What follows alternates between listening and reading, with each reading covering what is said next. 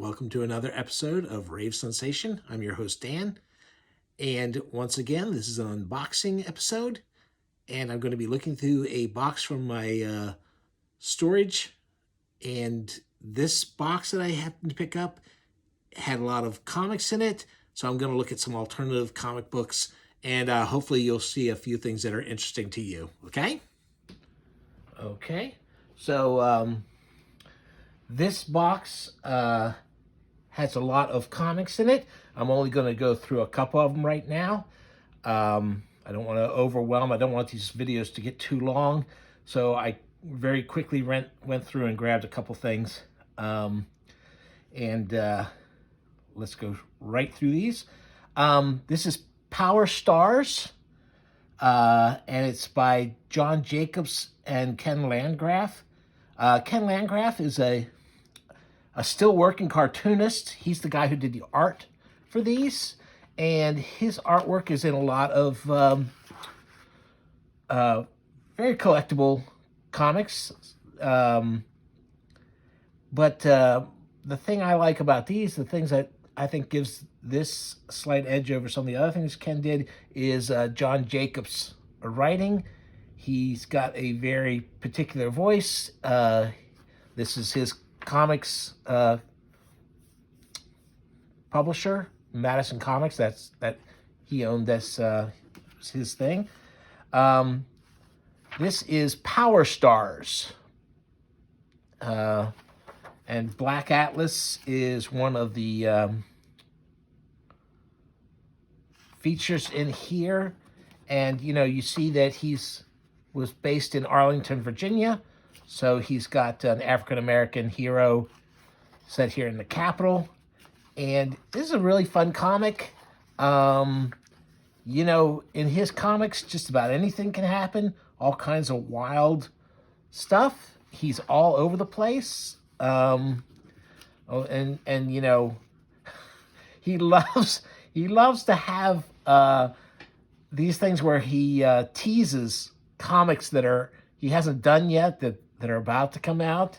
So he's got a pin up there of another character. Here's Astro Man, and here's Tammy. In one of my other videos, I talk about how much I love Dr. Peculiar. That's the two issues of that are some of my favorites. But these are all fun.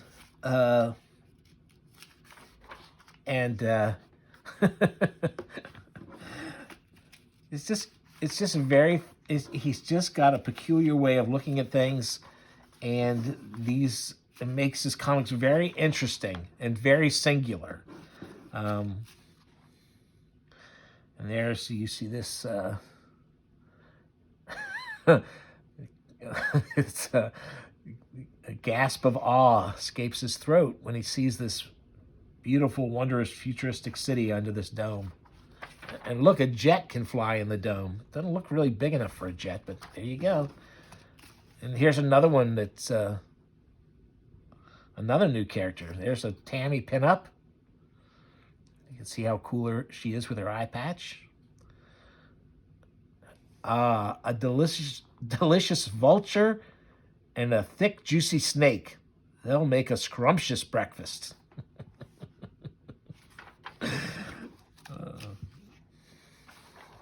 Yeah, so that's and then there's a couple more backup things. There's another Black Atlas story, and there's his female counterpart shows up. So he had quite a lot of superheroes planned for the future. I wish he had gotten to do more. This is this is done in a trim size that I usually associate with the American comics. It's a British comic though, Knockabout, and it's actually got some North American comics artists in it too. The Hunt Emerson had a lot of stuff published back there in the 80s and 90s. I'm not sure that I've seen anything lately. I'm not sure what he's up to. Let's see. Oh, like this is this Mike Matthews. I have to be careful. There's probably there might be a little inappropriate stuff here because he's written he's written and drawn some of the most over the top kind of comics. This one, raising a demon. The reason I stop on this is where is I just talked about it in one of my other videos. Oh, in issue 2 of Gutter Hunter. Here, let me. I have to be careful what I show this because this is a. Robin Bogey writes about Mike Matthews, the guy who did this. He died young, and so he didn't get too many pages finished. But he's got some really over the top stuff. This is actually seems a little tame compared to a lot of his other stuff.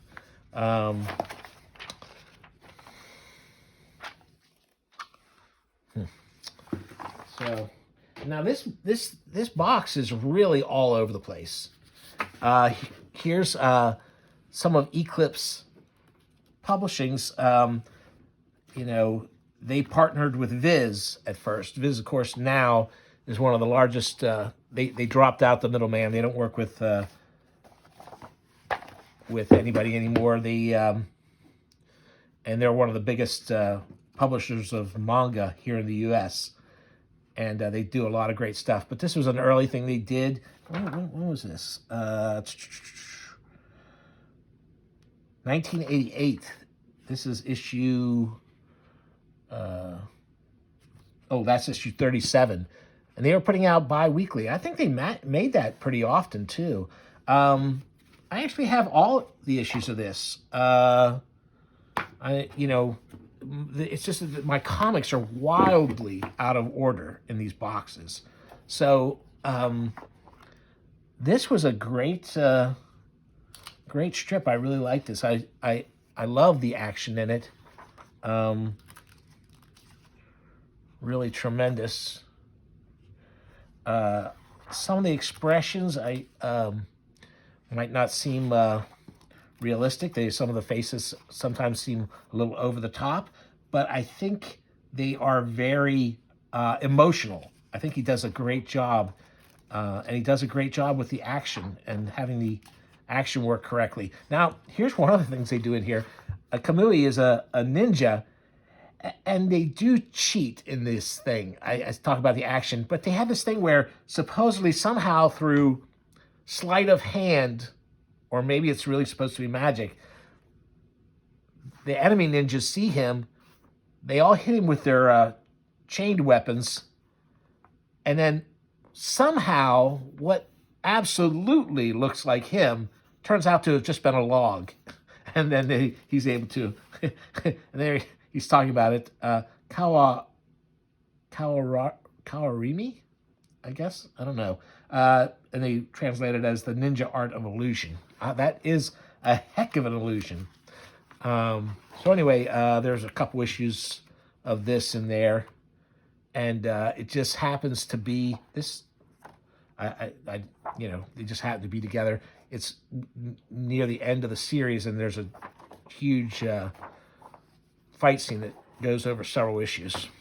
There's that. Oh, and a lot of people when I see people talking about all the great cartoonists that came out of those early Fantagraphics, there's a couple, and it's mostly because like the Hernandez brothers, Daniel Klaus and Peter Bagge, all went on to other things. But they did some. There were some great female artists working at the time too. And this is Roberta Gregory's Naughty Bits. This is the first issue, and as you can see, it's pretty out there. I'll try not to show anything. Oh, there, no. We better. I haven't looked through this in a while. Don't pause on anything there, folks. there's the naughty bits is correct. There's some absolute stuff there that's over the top. But I will say that I don't know if there's currently a collection or anything. It went. I probably stopped reading this in the mid-teens issues, like issue 15, 16. But they went a lot further than that. I felt like it got a little repetitious, so I don't have them all, so I don't know how far they went.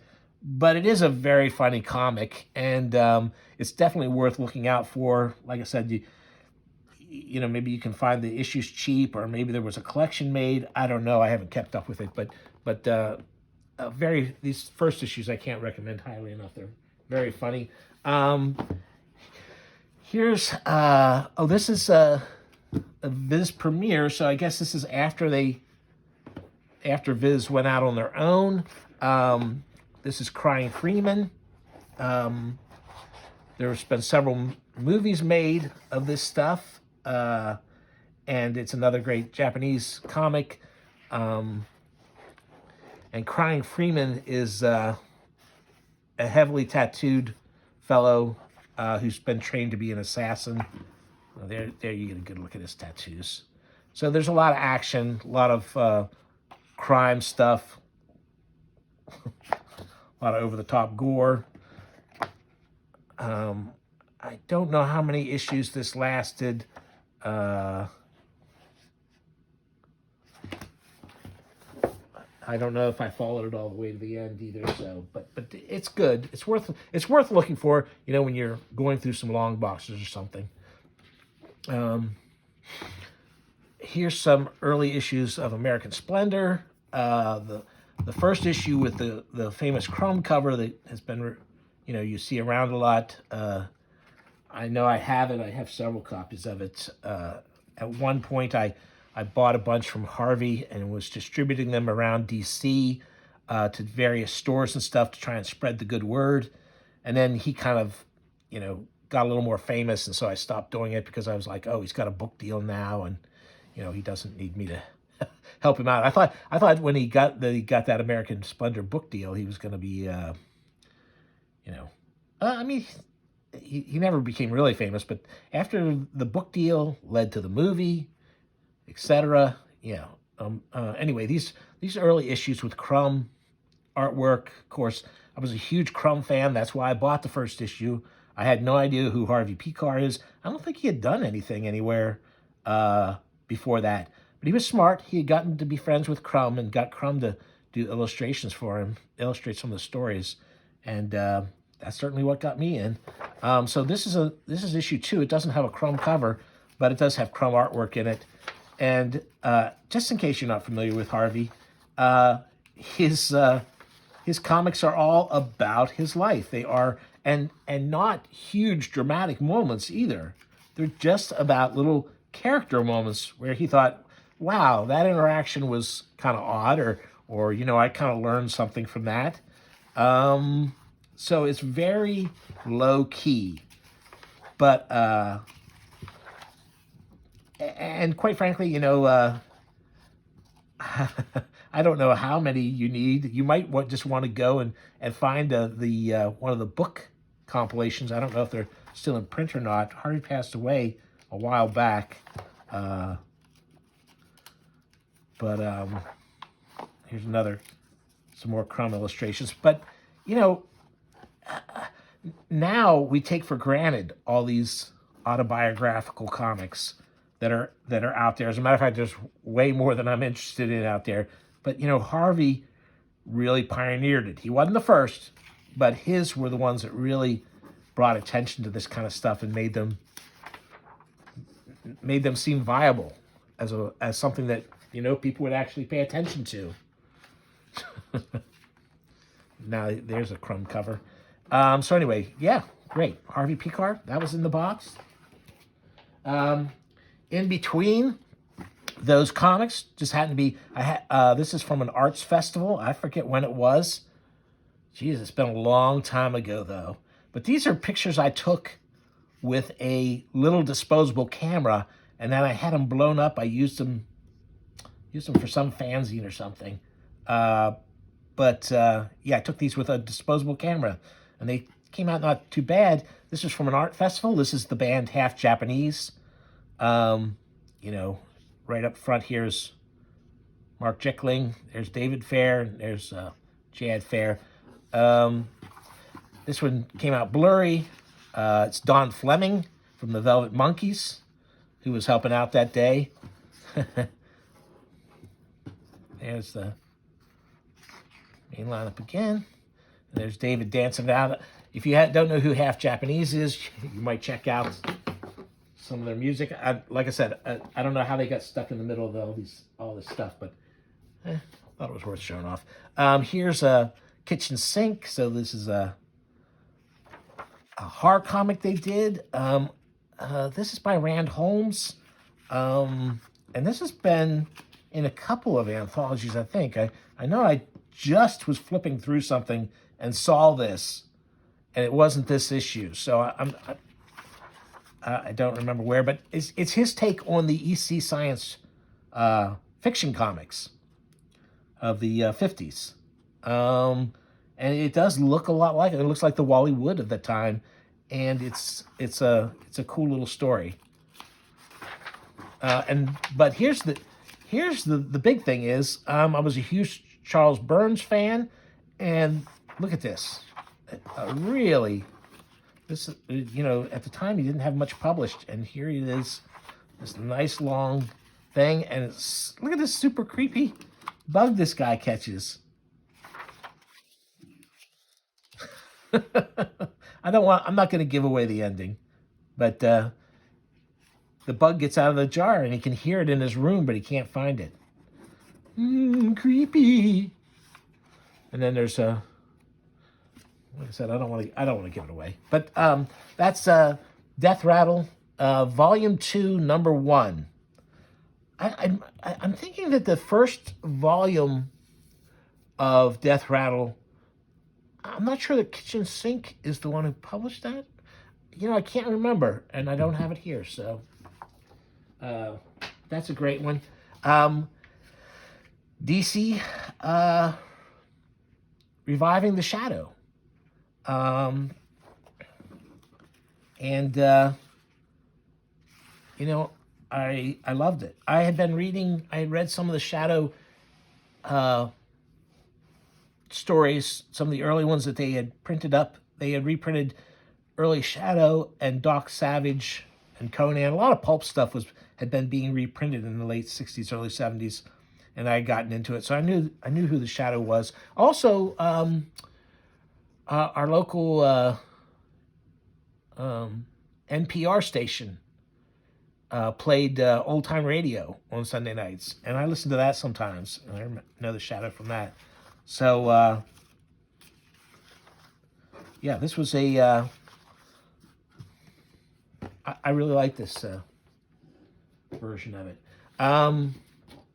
This is the first issue of Trailer Trash. Several hillbilly redneck type independent comics came out at the same time. This is from 1992. This is one of the better ones. My absolute favorite is oh damn, I can't remember it. I can't remember the title. I have a picture of it that I was almost used for my title logo. Mutant Book of the Dead. If you can find Mutant Book of the Dead, go for that one. But also you should look for this too. I'm sad because this one didn't get to. They had a little storyline, and you don't really get to find out the ending of the story because it got canceled, which is too bad. These silly rednecks.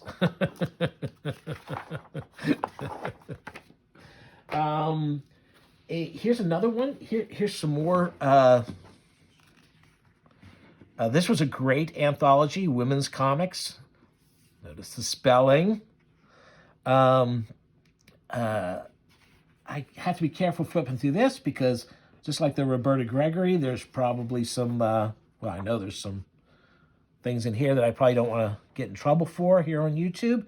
But this particular issue is Outlaws. And this is, this is number 7.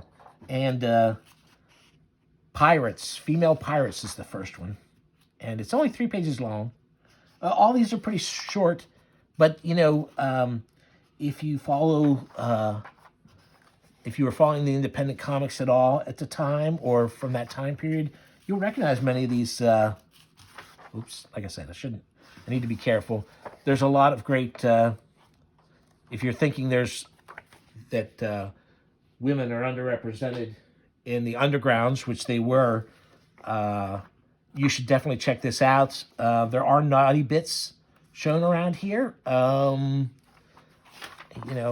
some. Oh, well, there's.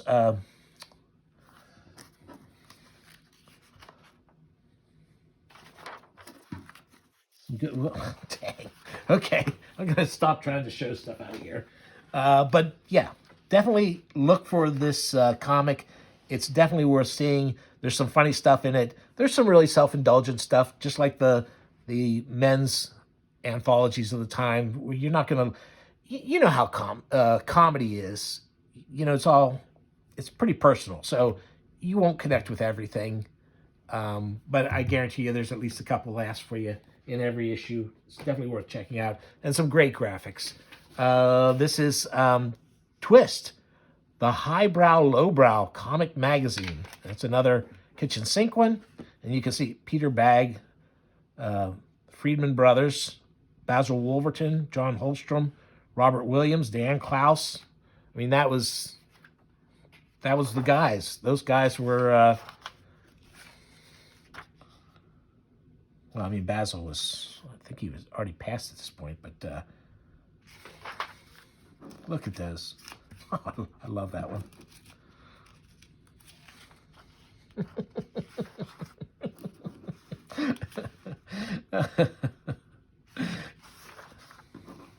Early Klaus. So yeah, the Freedmans.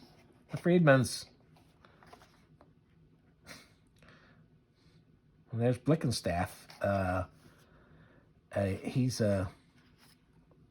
He was modern at the time. I mean, obviously now this was he's famous. He did the cover, famous image of the punk rock zombie for the Cramps that they used on one of their covers, but also it's made its way to all kinds of Cramps merchandise and even non-Cramps stuff.